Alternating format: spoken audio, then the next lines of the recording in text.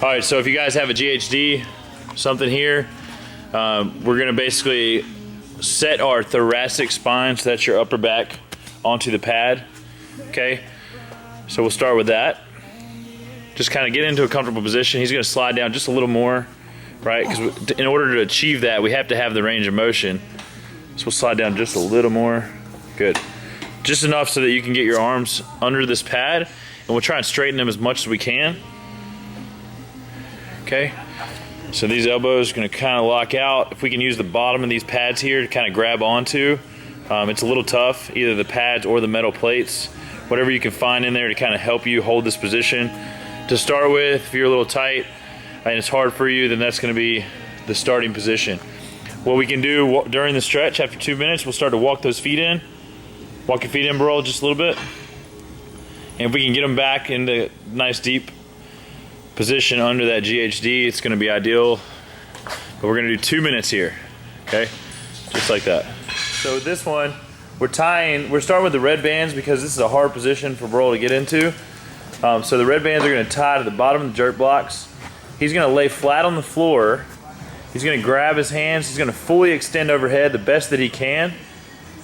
He's using the feet here to prop. That's okay. If we can, we're going to keep them flat on the floor. But right here, we're just going to go raise up with the arms. Good. Try and keep that head neutral the whole time. Yep, and just let the arms go up. We're going to get 10 reps. 3, 4, good. Really fighting for those arms to extend, okay? 5, elbows tight, lock them out. 6, you got it. 7, lock them out, lock them out. 8, you got it. 9, one more. 10 and hold. Next one we're going to hold 20 seconds. So it's 10 reps plus a 20-second hold. One time. And up. Good. Flat on the floor. Get that head neutral. Fingers are going to face your back. We're going to try and get these elbows bent to 90 degrees in relation to the shoulder. Dropping down. Okay. From here, this is pretty good. We can try and keep the elbows a little tighter, and then we can raise our hips, trying to keep the shoulders in the same position without them raising. So just raise your hips and try and fight for it. There's only so much we can do here. We're gonna go for 2 minutes. Hold those elbows in, nice and tight. Best you're gonna get into this position here. What I want you guys to do is have the foam roller by eye level. Forearms and wrists are going to come directly on, and we're going to plant this first. This is starting position. Second thing is going to step back with one foot to kind of get an angle here, all the way back. Yep, good. Step back a little more. Good. Okay. From here, we're trying to achieve external rotation of the shoulders. That's, to me, with this shoulder and inward with the elbow versus this position. This is not what we want. So we're going to come in with external rotation. Try to get a nice tight front rack going on, and we're going to really try and get that serratus working as we go up, push through, go to full extension, hold, nice and lowering down, going back down, all the way down to the top of those wrists. Good, getting to 90, and then back up. We're going to do 10 reps, nice and slow and controlled. External rotation of the shoulder, really trying to fight for it. If it's hard, it's going to feel like it's coming in. Fight for it the whole time. That's 3. Good, getting that overhead position, dialing it in. Right, nice staggered stance to have a little bit of force into that wall. Reaching that neck in a good posture position, so we don't want to overextend the neck, right? Just try and think neutral head. Getting that chest through more so. Letting that head just stay neutral. There we go. Wrap around the foot a few times. Okay, just like this. Good, just kind of lassoing it around. Okay, once you have a nice position here where you can just kind of put that foot down, the same side of the leg is going to grab on with this hand. You turn it this way. Okay, we're going to get this shoulder back and down into a good position. So we don't have this shoulder relaxed. Relax it forward. So here, this would be a bad position in the stretch. We're going to get it down and back, nice and tight. His other opposing hand is going to grab the top of his head. He's going to carefully just lower his neck over and we're gonna get some stretching going on here, 2 minutes per side.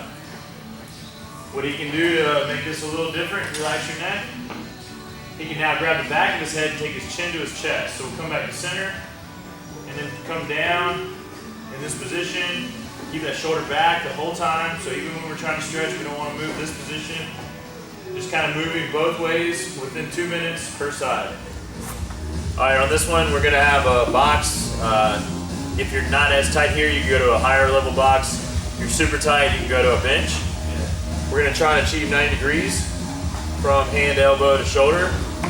Okay, so make sure that's in line first. We're gonna plant our hips down, and then we're just gonna press into here.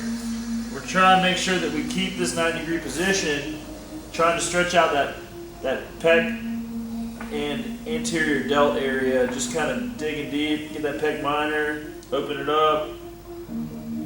We're gonna try and do 90 seconds per side. So it looks like this, same thing, hand on, 90 degrees, going down, just trying to sink down. Don't lean too far back, too far forward. Try to find that 90-degree position, just hold it right there. So this is a banded face pull. So what we're gonna do here, we got a band tied to the rig, pull-up bar. He's got the band in his hands. He's simply kneeling down. He's gonna pull it to his head, a 2-second hold, 10 slow and controlled reps. He's gonna let it go, overextend here, let it pull you forward, pull it back to your head, 2 seconds, 1, 2. We're gonna get a side view here. Good.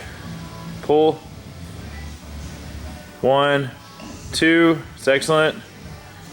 Good. 10 reps total. What happens when you're in timeout? We do thoracic extensions. So what we have here, we have a box or bench, it's fine. Close to the wall. Let's get your feet a little closer. Yeah, so try and push in there. And then now what we're doing overhead is we're going into kind of the rack position we talked about earlier, and we're trying to achieve spinal extension of the thoracic spine. We're gonna try and get these elbows tight. What he's gonna do is actively push his chest in, but also try and arch from this position of the body. So arch for me. Up high, try and reach. Over here, so extend, good. Now down, so that's 1, up, good, relax. See how he's just got a little bit of movement here, but we're really focusing on thoracic extension. So the scheme here, we're gonna do 15-second holds, 15, go.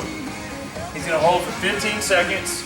Then we're gonna do 5 sets of 5 reps, just like you just saw. Rest as needed between, so that you're achieving really good quality reps.